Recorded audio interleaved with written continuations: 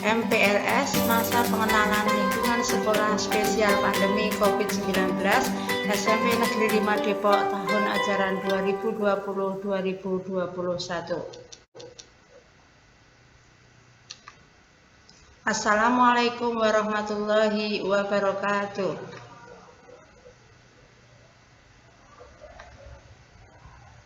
Anak-anak kelas 7 yang baru, marilah kita bersama-sama memulai pertemuan pada kesempatan ini dengan bersama-sama membaca Bismillahirrahmanirrahim.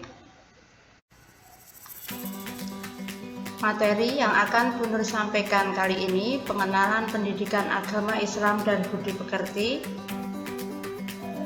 Kenalan dulu, ini guru yang ngajar agama Islam di SMP Negeri 5 Depok. Yang pertama Pak Heru, nama lengkapnya Heru Purnomo SPDI, yang biasa dipanggil dengan nama Pak Heru. Yang kedua Bu Nur Rohmiati, saya sendiri biasa dipanggil dengan Bu Nur.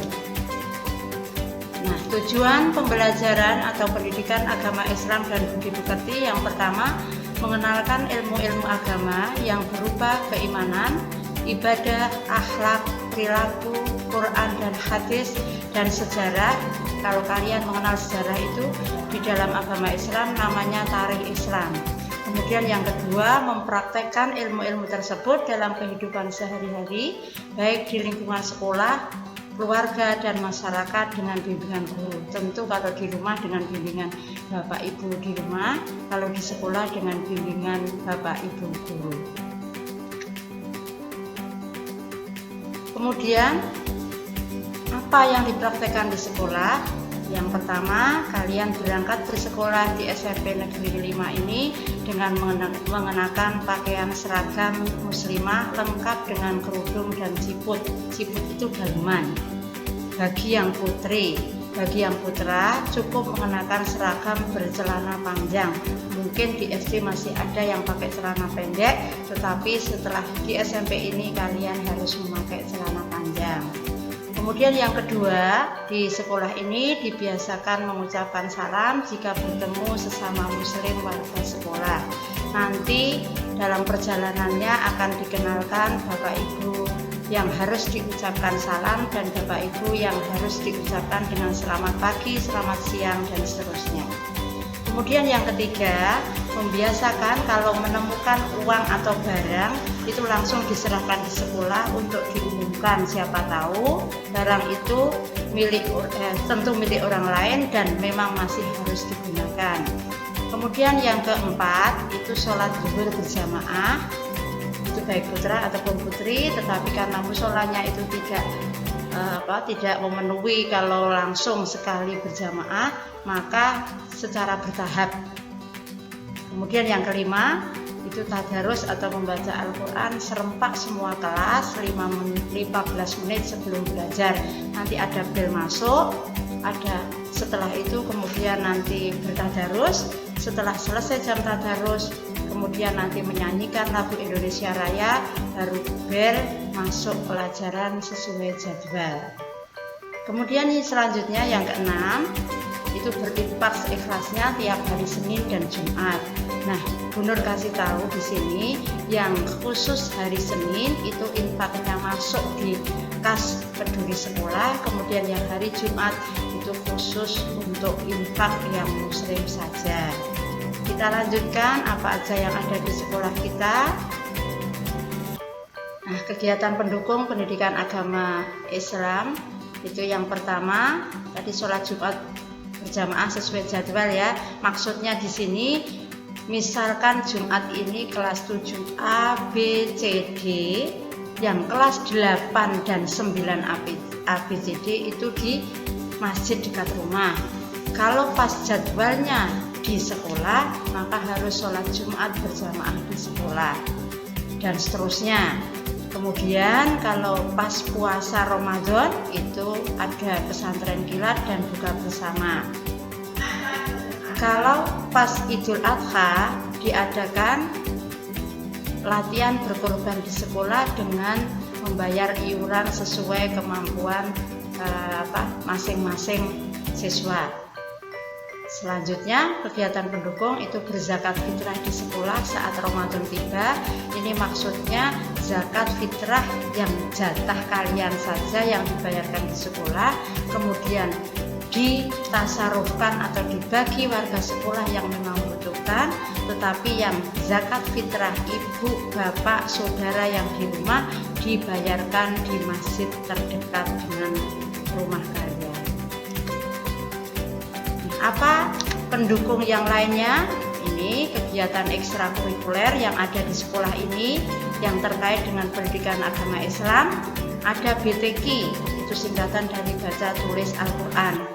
Bagi siswa yang belum bisa atau belum lancar membaca Quran atau tulisan Arab, karena nanti agama Islam itu ada dalil-dalil, ada ayat-ayat, ada tulisan-tulisan Arab, maka tidak usah khawatir, nanti akan dibimbing dalam kegiatan BTQ. Kemudian bagi yang sudah lancar atau mahir membaca Al-Quran, maka ada kegiatan ekstra yang namanya tahfidz atau hafalan surat. Kalau dikenal di SD Muhammadiyah atau SDIT itu dengan murojaah. Nah, bagi yang waktu di SD sudah mengikuti kegiatan tahfidz atau sudah hafalan atau murojaah di rumah, bisa dilanjutkan di sekolah ini. Nah, surat-suratnya apa? Surat-suratnya kalau yang sudah ikut tahfidz di rumah tinggal melanjutkan. Tetapi benar kenalkan untuk tahfidz, ini hafalan yang pertama itu Quran surat yang ada di juz 30. Setelah juz 30 itu selesai, baru juz 29. Setelah 29 selesai, baru ayat-ayat pilihan yang ada di dalam juz-juz yang lain. Cukup jelas ya. Nah, ini Bunda sampaikan kenapa ada infak, apa yang harus dilakukan sekolah dalam menyalurkan infak dari kalian.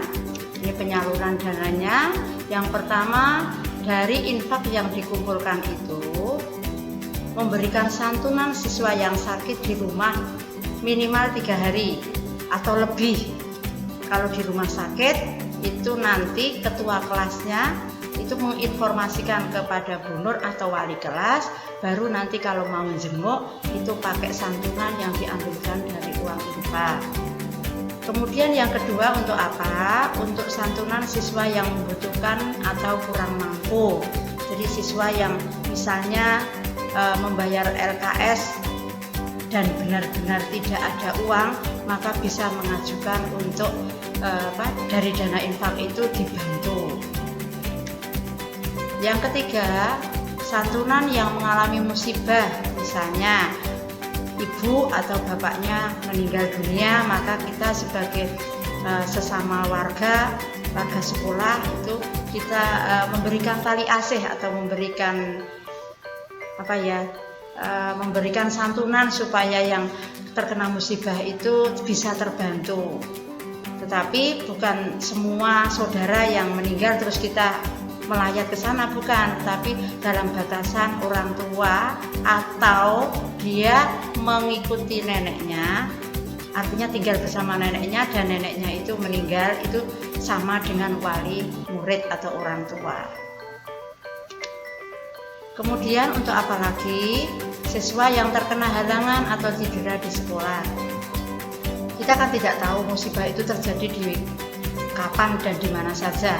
Kalau misalnya ada siswa yang pas kegiatan olahraga atau bermain-main terkena halangan atau cedera, maka bisa diambilkan dari dana infak itu untuk membantu penyembuhannya atau pengobatannya, tentunya sesuai dengan kemampuan keuangan infak. Apalagi untuk membantu sarana kebersihan dan perawatan musola sekolah. Nah, musola itu sebagian untuk pembangunannya itu diambilkan dari uang infak kakak-kakak kelasmu dulu, bahkan yang memasang keramik itu sebagian juga diambilkan dari uang infak. Nah, itu salah satu penyaluran dana infak yang ada di sekolah. Masih ada lagi membantu keperluan sosial kemanusiaan di lingkungan sekolah. Ini Bu Nur contohkan, misalnya ada anak yang kurang mampu. Marilah kita akhiri pertemuan pada kesempatan ini dengan bersama-sama membaca Alhamdulillahirabbil alamin. Terima kasih. Wassalamualaikum warahmatullahi wabarakatuh.